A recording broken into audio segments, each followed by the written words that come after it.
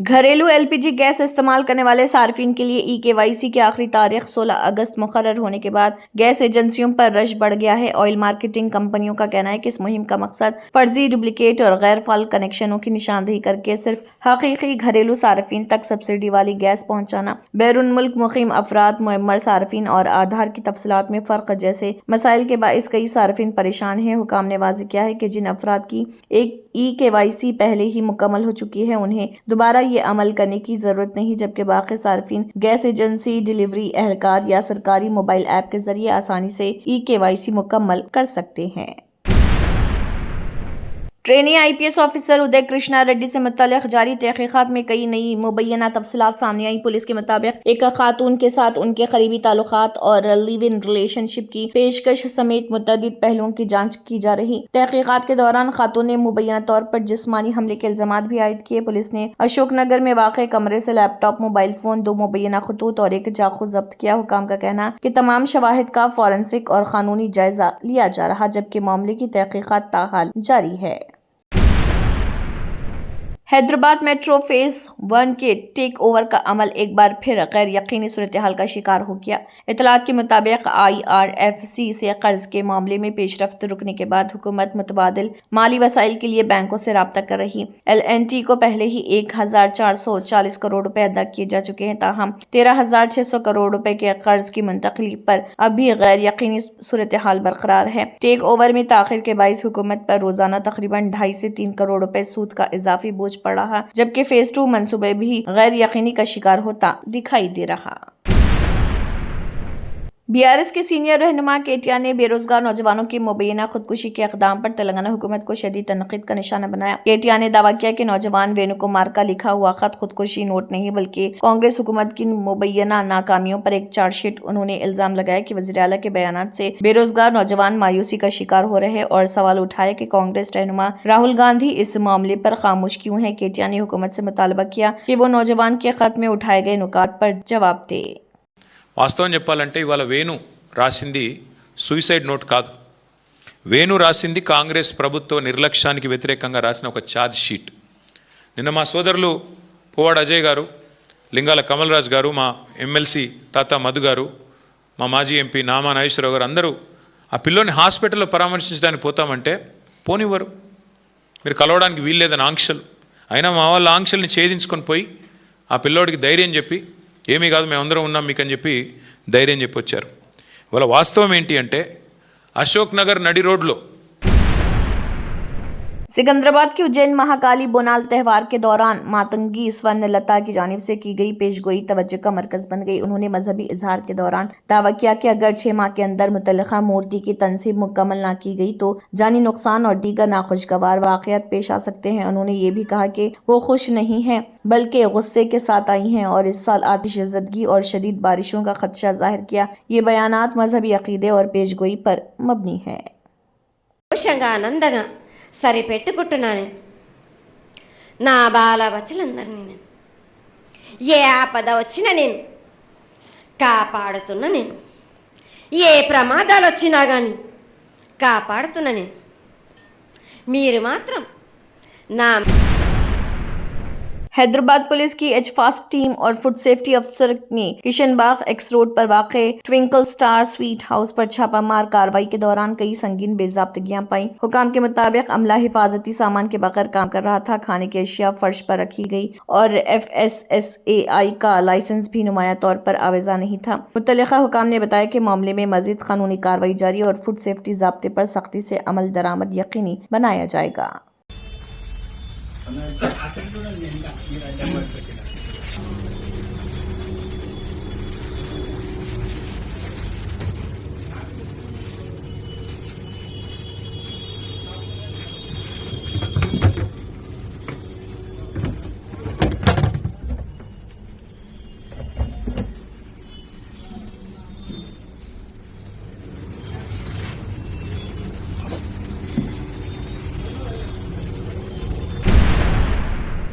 CJP के बानी अभिजीत दिब्के ने कहा है कि भारत में तालीम आम लोगों के लिए महंगी और बतदरिज नाकाबिल रसाई बनती जा रही। उन्होंने एहतजाजी मुजाहरों के हवाले से कहा कि भारत के तलबा के पुरअमन एहतजाज को बांग्लादेश और नेपाल से जोड़कर पेश करना दुरुस्त नहीं। अभिजीत दिब्के ने कहा कि भारत में अदम तशद्दुद की मजबूत रिवायत मौजूद है और पुरअमन एहतजाज के लिए दूसरों से सबक लेने की जरूरत नहीं। ये बयान उन्होंने मुसन्निफा तस्लीमा नसरीन के तबसरे पर रद्दमल देते हुए दिया।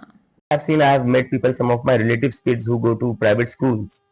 They have to pay 1 lakh a year, and that too just for first grade or second grade.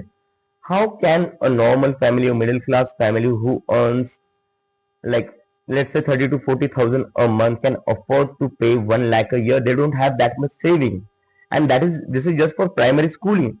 The high school education even that's even more expensive. And when I come to the college, universities, the fees just keeps increasing like anything. So education in today's time has really become unaffordable, inaccessible for the common people of India. If you need to have good education, you have to take loans or you have to sell your properties, and that shouldn't be the case. Education is a fundamental right, and every child should have access to quality education without worrying about finances. Bihar की Bankipur assembly ज़मीनी निशस्त पर जन Swaraj party के सरबराह प्रशांत किशोर ने तारीखी कामयाबी हासिल कर ली। ये निशस्त बीजेपी के नितिन नबीन के इस्तीफे के बाद खाली हुई थी, जिसे प्रशांत किशोर ने जीतकर अपनी पहली इंतखाबी फतेह दर्ज की। इस कामयाबी को बिहार की सियासत में एक अहम पेशरफ्त करार दिया जा रहा, क्योंकि बांकीपुर तवील अरसे से बीजेपी का मजबूत गढ़ समझा जाता है। जीत के बाद बांकीपुर में हामियों ने जश्न मनाया, जबकि जन स्वराज पार्टी के कारकुनों ने इसे एक नए सियासी दौर का आगाज करार दिया। अगर 25 एमपी गुजरात से जीत कर गए हैं, प्रधानमंत्री बनाने में मोदी जी को गुजरात के लोगों ने योगदान किया है, तो बिहार के भी 13 करोड़ लोगों ने आंख बंद करके मोदी जी को वोट दिया है। तो जितनी चिंता उनको गुजरात की है, उतनी थोड़ी चिंता उनको बिहार की भी करनी चाहिए। बिहार के जो 1 करोड़ से ज़्यादा बच्चे बाहर मजदूरी कर रहे हैं, उनकी चिंता होनी चाहिए। बिहार के लिए कोई एक स्पेशल प्रोग्राम बनाना चाहिए ताकि बिहार से पलायन बंद हो। ऑल इंडिया कांग्रेस कमेटी ने कर्नाटक में काबीना की तौसीक के तहत 20 वुज़रा के नामों का ऐलान कर दिया। नई काबीना के अरकान हलफ उठाने वाले हैं। फहरिस्त में BZ जमीर अहमद खान, रिजवान अरशद, संतोष लाड, मधु बंगारपा, B नागेंद्र, N चलुवराया स्वामी, लक्ष्मण साउदी, अजय सिंह मांकाला, विद्या विजयानंद, कश्यपूनूर समेत दीगर रहनुमा शामिल। इस काबीना में मुख्तलिफ इलाकों और समाजी तबकात को नुमाइंदगी देने की कोशिश की गई, जबकि नई टीम से हुकूमती कारकर्दगी को मजीद मजबूत बनाने की तवक्को जाहिर की जा रही।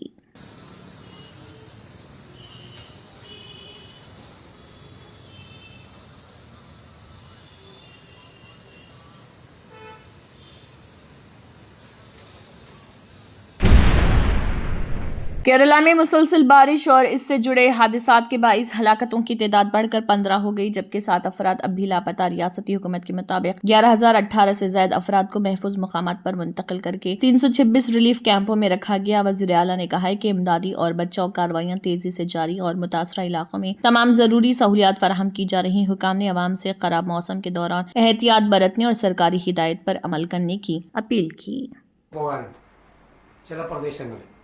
ബാക്കിയുള്ള സ്ഥലങ്ങളിലെല്ലാം കാര്യങ്ങളെല്ലാം നിയന്ത്രണ വിധേയമായാണ് നിൽക്കുന്നത്. പത്തനംതിട്ട ജില്ലയിൽ അതിനു വേണ്ടിയിട്ടുള്ള പ്രത്യേക സന്നാഹങ്ങൾ കൊല്ലത്ത് നിന്ന്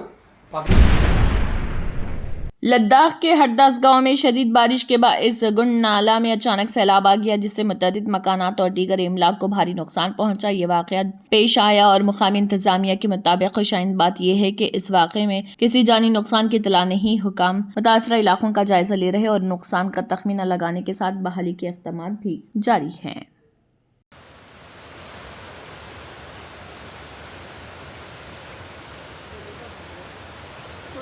से पानी आ रहा है।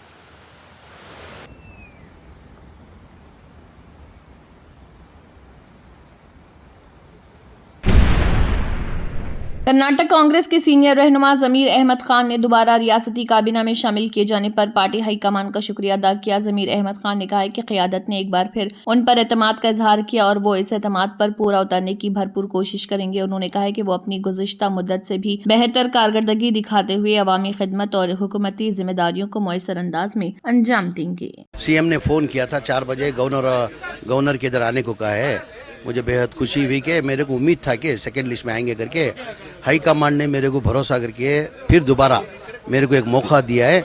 मैं इंशाल्लाह एक बेहतरीन से बेहतरीन काम करके मैं कांग्रेस पार्टी को दिखाऊंगा। आपको मौका देकर आपका कम्युनिटी को स्ट्रांग किया हुआ नहीं, ऐसे नहीं, अभी हाई कमांड जिसको भी करना है करते हैं, वो सर्वे करा के जिसको देना उनको ही देते।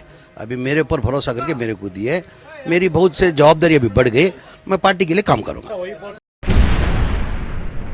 Germanton super speciality hospital national award winner doctor Mir Jawad Zar Khan, German trained senior orthopaedic surgeon and director, माहिर डॉक्टर्स डॉक्टर वासिफ आजम और doctor Bharavi Chunduri, senior cardiologist और दीगर डॉक्टर्स नुमाया खिदमत अंजाम दे रहे हैं। Robotic surgery, advance cath lab, MRI, operation theatre, ICU, 2D ultrasound जैसी सहूलियात से आरास्ता कॉर्पोरेट लेवल हॉस्पिटल। वाजबी फीस में हर मर्ज से शिफायाबी के लिए Germanton super speciality hospital Attapur. तंत्र मंत्र यंत्र के सम्राट బాబా రజా ఖాన్ బంగాలి 100% లాభం గ్యారెంటీతో పాటు 2 సంవత్సరాల క్రితం మా ఆయన పనిచేసే ఫ్యాక్టరీలో అగ్ని ప్రమాదం జరిగింది. కంపెనీ లాస్ అయింది. నా భర్త డిప్రెషన్లోకి వెళ్లారు. బాబా రజా ఖాన్ బంగాళీ అంతా బాగు చేశారు. ఈ రోజు మా కంపెనీ భారతదేశంలోనే నెంబర్ 1 ఎక్స్పోర్ట్ కంపెనీ అయింది. నేను నిజాయితీగా పనిచేసినందుకు గత 3 సంవత్సరాలుగా ఒకే పోస్ట్ మీద పనిచేశాను. కానీ బాబా రజా ఖాన్ బంగాళీ ఆశీర్వాదంతో వెంటనే ప్రమోషన్ వచ్చింది. ఇప్పుడు నేను జనరల్ మేనేజర్ అయ్యాను. ఎవరితోనైతే నా ఎఫ్ఐఆర్ ఉందో నేను అతన్నే పెళ్లి చేసుకోవాలనుకున్నాను. కానీ వాళ్ళ ఇంట్లో వాళ్లకు ఇష్టం లేదు. వాళ్ళ అబ్బాయి కూడా వాళ్ళ మాట వినేవాడు. కానీ బాబా రజా ఖాన్ బంగాళీ చమత్కారం చేశారు. అప్పుడు మా పెళ్లికి అందరూ ఒప్పుకున్నారు. ఉద్యోగం, వ్యాపారం, ఇంటి పోరు, ప్రేమ వివాహం, చేతబడి చేయబడిన వారు, భార్యాభర్తల మధ్య గొడవలు, పెళ్లిళ్లలో ఆటంకాలు, సవతిపోరు, ముట్కార్నీ వశీకరణ స్పెషలిస్ట్. నేను చేసిన పనిని ఎవరైనా సవాల్ చేస్తే వారికి నగదు బహుమతి.